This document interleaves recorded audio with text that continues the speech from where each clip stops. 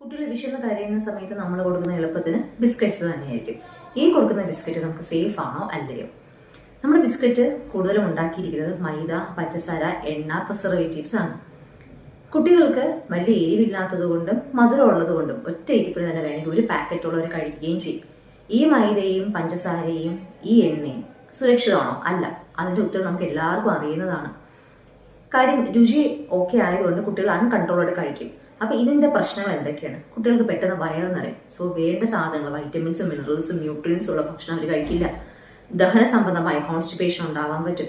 Gastritis, നെഞ്ചരിച്ചിൽ പോലത്തെ പ്രശ്നങ്ങൾ ഉണ്ടാക്കാൻ പറ്റും. കുട്ടികൾക്ക് കോൺസ്റ്റിപ്പേഷൻ, മലബന്ധം ഉണ്ടാക്കാൻ പറ്റും. ഭാവിയിൽ ഇത്രയും നാൾ ഓടിക്കൊണ്ടിരിക്കുന്ന കുട്ടികൾ പഠിത്തമൊക്കെ തുടങ്ങുമ്പോൾ ഇരിക്കും, കളിയൊക്കെ കുറയും. ആ സമയത്ത് അവർക്ക് ഹൃദയ സംബന്ധമായിട്ടുള്ള അസുഖങ്ങളോ സ്ട്രോക്ക് പോലത്തെ അസുഖങ്ങളോ ഭാവിയിൽ ഉണ്ടാകാനുള്ള ഒരു സാധ്യതയുണ്ട്. ഈ പ്രിസർവേറ്റീവ്സ് എല്ലാം നാഡീ ഞരമ്പുകളെ എഫക്ട് ചെയ്യുമെന്ന് പല പല സ്റ്റഡീസും വന്നിട്ടുണ്ട്. അപ്പൊ കുട്ടികൾക്ക് ബിസ്ക്കറ്റ് കൊടുത്തേ പറ്റൂ എന്നുണ്ടെങ്കിൽ നമുക്ക് തന്നെ വീടുകളിൽ ബിസ്ക്കറ്റ്സ് ഉണ്ടാക്കാൻ പറ്റും. പാക്കറ്റ് ആയിട്ട് കിട്ടുന്ന അത്രയും ക്രിസ്പി അല്ലെങ്കിൽ പോലും നമുക്ക് ടേസ്റ്റോട് കൂടിയും ന്യൂട്രീഷ്യസ് ആയിട്ടും നട്ട്സ് ഒക്കെ ആഡ് ചെയ്ത് ന്യൂട്രീഷ്യസ് ആയിട്ട് നമുക്ക് തന്നെ വീട്ടിൽ ഉണ്ടാക്കി കുട്ടികൾക്ക് സ്കൂളിൽ കൊടുത്തയക്കാവുന്നതാണ്.